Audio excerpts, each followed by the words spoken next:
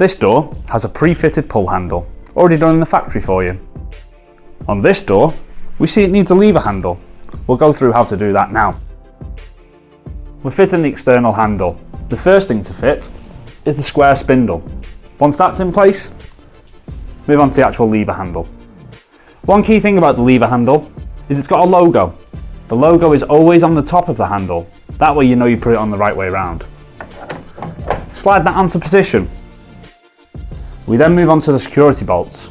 They have a square neck, so they're held in place, and they accept the screw from the other side. These always fit in the middle of the handle.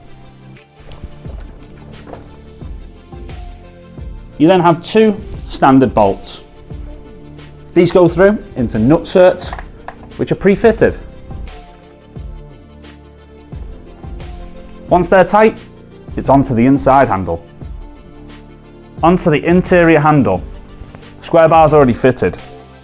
The lever handle, the logo, upwards once again. This means you've got it on the right way. We then have security screws. These go into the security bolts, located at the back, and they're fitted in the middle.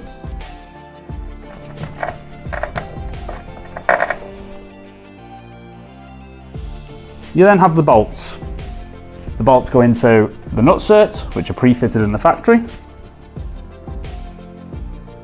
Tighten them up, the handle's fitted. Make sure your grub screws are tight, then fit the rows.